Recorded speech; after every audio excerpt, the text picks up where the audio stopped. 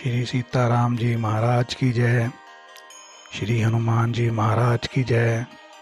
श्री तुलसीदास जी महाराज की जय। आप सभी को मेरा प्रणाम। आज से हम हनुमान चालीसा के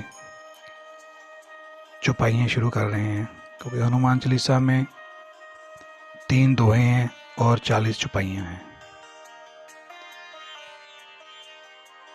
जय हनुमान ज्ञान गुण सागर, जय कपीस तीन लोक उजागर। उन हनुमान जी की जय हो जो ज्ञान और गुणों के सागर हैं। एक बात मैं आपसे और करना चाहता था कि जैसे आप एक बार एक चौपाई बोलें तो एक बार जब आप पढ़ें तो आपके यहाँ तो मन के अंदर साथ ही साथ आपको उसका अर्थ पता होना चाहिए। यहाँ एक चौपाई बोल के आप अंदर से देखें, आपको इसका अर्थ मालूम है। तो ऐसा मनन करने से हनुमान चालीसा का प्रभाव बहुत बढ़ जाता है और आपको इसका असर कुछ दिनों में दिखने लगता है। एक सुपर फास्ट ट्रेन की तरह उसको पढ़ने से, यहाँ रट्टा लगा कर पढ़ने से अच्छा है आपको उसको अर्थ जरूर आना चाहिए। इसलिए इसी उद्देश्य से ये वीडियो बनाया जा रहा है। उन हनुमान जी की जय हो जो ज्ञान और गुणों के सागर हैं। जय कपीस तीन लोक उजागर। वानरों कपीस वानरों के शीश, वानरों के शीश आपकी जय हो।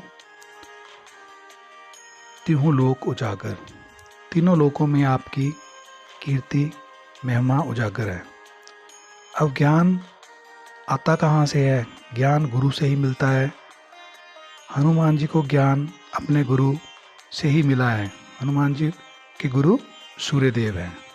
अब जरूरी नहीं हर व्यक्ति के पास ज्ञान भी हो और गुण भी हो। हनुमान जी ज्ञान के साथ साथ गुणों के भी सागर हैं, क्योंकि जैसे देखो ज्ञान तो हमारे IPS IAS या प्रोफेसर है, जितने भी पढ़े लिखे हैं, ज्ञान तो सबके पास होता है। लेकिन आप साथ में देखोगे उनके पास अभिमान भी होता है कि जो उन्होंने कह दिया ठीक है। लेकिन हनुमान जी के बारे में क्या कहा गया है? ज्ञान और गुणों के सागर। ज्ञान के साथ साथ उनके पास गुण भी हैं। असल में गुणों का आशीर्वाद उन्हें सीता मैया से ही मिला था। ज्ञान और गुण के सागर होने पर भी हनुमान जी अभिमान से दूर हैं। तीनों लोकों में मतलब यानी आकाश, पृथ्वी, पाताल, सभी जगह इनकी जय जयकार है। आकाश में इन्होंने छलांग लगाकर सूर्यदेव को ग्रसित कर लिया था। पृथ्वी पर राम जी की सेवा करी इन्होंने। पाताल में से राम लक्ष्मण जी को लेकर आए थे। इस तरह तीनों लोकों में इनकी महिमा है। रामदूत अतुलित बल धामा, अंजनी पुत्र पवन सुत नामा। हनुमान जी राम जी के दूत हैं, यानी स्वामी के संदेशवाहक। जैसे राम जी के संदेशवाहक बनकर ही रावण के पास गए थे, सीता मैया के पास भी गए थे राम के ही रामदूत बनकर। अतुलित बल जैसे जिसको तोला ना जा सके या जिसकी तुलना ना की जा सके, वह बल है हनुमान जी के पास। हे पवनसुत, हे अंजनी नंदन रामदूत, इस संसार में आपके समान कोई दूसरा बलवान नहीं है। महावीर विक्रम बजरंगी, कुमति निवार सुमत के संगी। हे बजरंग बली, आप महावीर और विशेष पराक्रम वाले हो। आप दुर्बुद्धि को दूर करने वाले और अच्छी बुद्धि वालों के सहायक हैं। महावीर सबसे बड़ा वीर, यह इसको ऐसे कह के इंद्रियों के विजेता हैं जी। विशेष पराक्रम वाले हैं, वज्र अंग वाले हैं, वज्र के समान शरीर वाले हैं, कुमति को हरण करने वाले, सुमति का समर्थन करने वाले। ये हनुमान जी अच्छी बुद्धि वालों का साथ देते हैं। इसका उदाहरण आप देख सकते हो कि कुमति का उदाहरण आप मान लो रावण को, और विभीषण मान लो इसका सुमति का। जबकि दोनों सगे भाई थे ना, तो हनुमान जी ने किसका साथ दिया? रावण का तो दिया नहीं, रावण के खिलाफ तो वो लड़े हैं, और विभीषण का साथ दिया उन्होंने। अब सुमति का उदाहरण ले लो।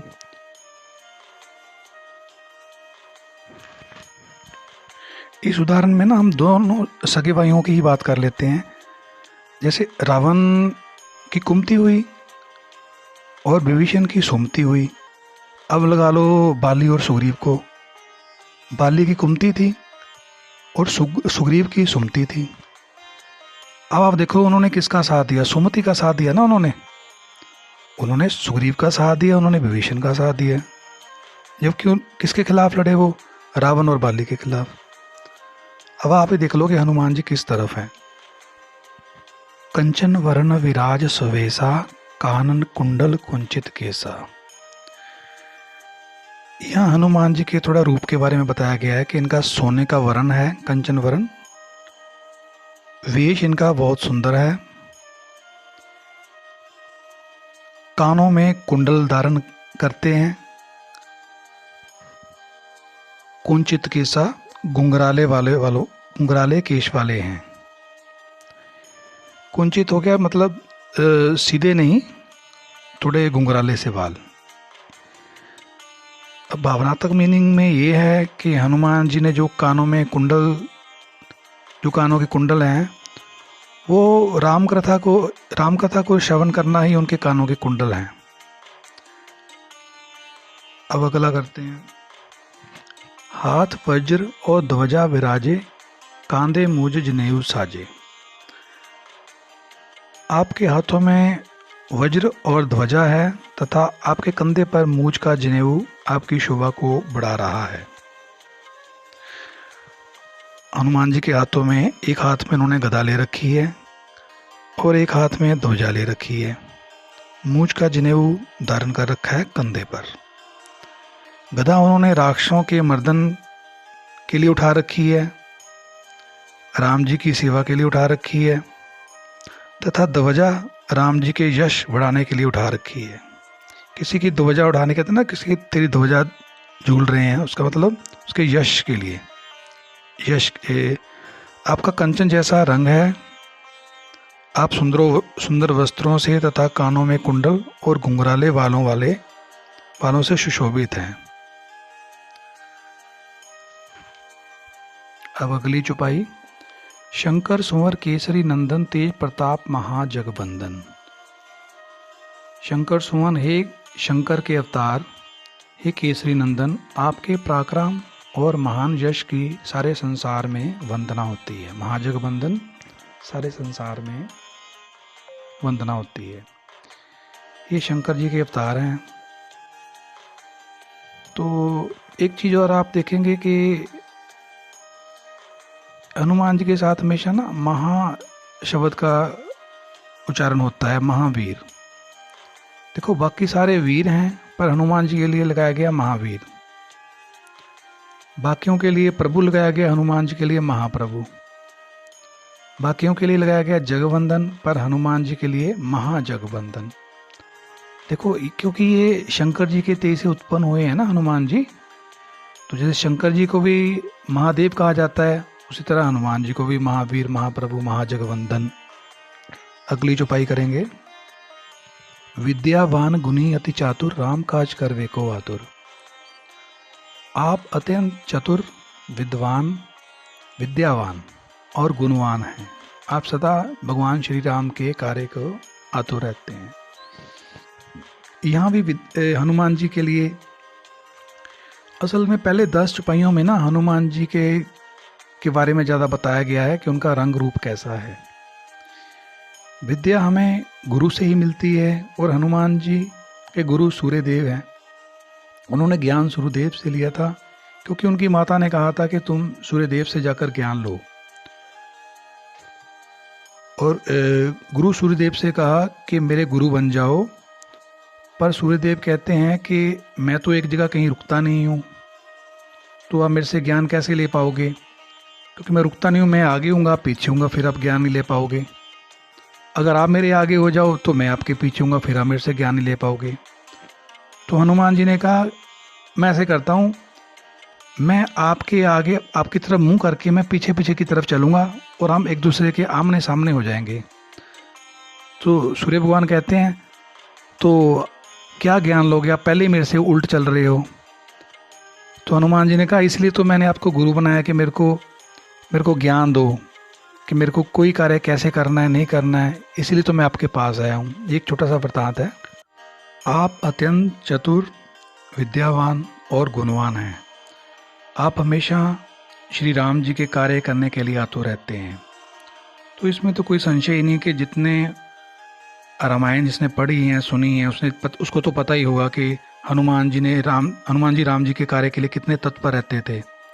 कभी समुद्र पार करना हो तो कौन जाएगा? हनुमान जी जाएंगे। वैद को लंका से लाना हो कौन लाएगा? हनुमान जी लाएंगे। संजीवनी बूटी लानी है सुबह होने से पहले पहले कौन लाएगा? हनुमान जी लाएंगे। पाताल लोक से राम लक्ष्मण जी को लाना है कौन लाएंगे? हनुमान जी लाएंगे। विद्यावान गुणी अति चातुर, हनुमान जी महाराज ने रामायण के एक प्रसंग में अपने चातुर्य प्रकट्य भी किया है। सुरसा प्रसंग कोई देख लें, छोटा सा रूप लेकर वे उसके मुख से वापस बाहर निकल आए। अगली छपाई करेंगे अभी हम। प्रभु चरित सुनवे को रसिया, राम लखन सीता मन वसिया। आप श्री राम जी का गुणगान सुनने में अनंत रस लेते हैं।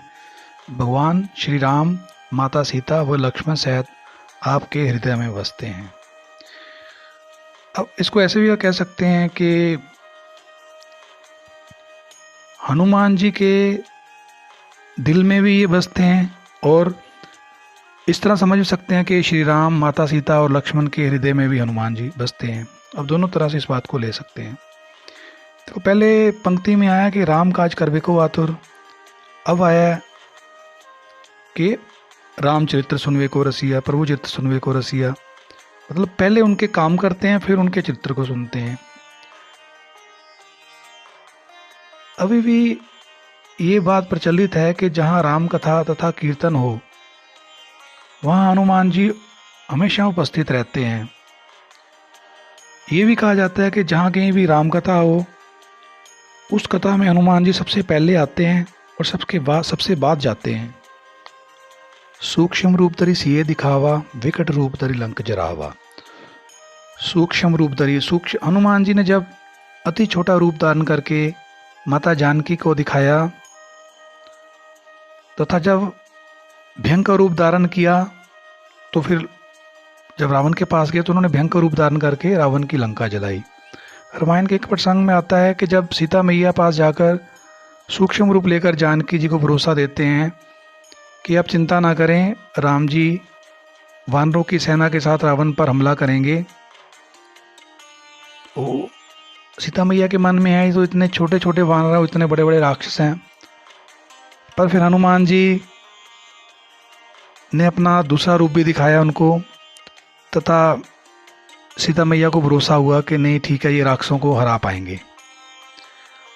असल में सूक्ष्म रूप एक तरह से आप इस तरह भी देख सकते हैं कि उनकी विनम्रता दिखती है। माँ के आगे बच्चों को हमेशा छोटे ही रहते हैं, या यूँ बोले माँ के आगे बच्चों को छोटे ही रहना चाहिए या छोटे होकर जाना चाहिए। पर रावण जैसे अहंकारी के सामने विशाल होकर गए तथा उसका मान मर्दन करते हुए उसकी लंका को जलाकर राख कर दिया। माता के आगे निरभिमानता दिखती है उनकी, शत्रु के आगे स्वाभिमानी दिखते हैं वो। भीम रूप धरि असुर संहारे, रामचंद्र जी के काज सवारे। आपने भयंकर रूप धारण कर राक्षसों को मारा और भगवान श्री राम के उद्देश्य को सफल बनाने के लिए सहयोग दिया। पहले था राम काज करवे को आतुर, अब आया है रामचंद्र के काज सवारे। मतलब ये हुआ हनुमान जी ने रामचंद्र जी की जयकार के लिए असुरों का संहार किया। हनुमान जी बुद्धिमान भी थे, चतुर भी हैं। कहीं पर वो सूक्ष्म रूप में जाते हैं, कहीं पर वो विकट रूप लेते हैं, कहीं पर वो भीम रूप लेते हैं। कहीं राम जी के आगे तो वो एक बार ब्राह्मण रूप लेके गए थे, पहली बार जब गए थे। तो यहाँ इस चौपाई से भीम रूप धरि असुर संहारे, भयानक रूप लेके असुरों का संहार किया। ये वीडियो हम यहीं तक रखते हैं। इसमें पहले 10 चौपाइयाँ आ गई हैं। इसमें हनुमान जी के अलग अलग तरह से वर्णन किया गया है, उनके रंग रूप के बारे में। बाकी अगले वीडियो में करेंगे। आप सभी को मेरा प्रणाम। ओम नमः शिवाय, ओम नमः शिवाय, ओम नमः शिवाय।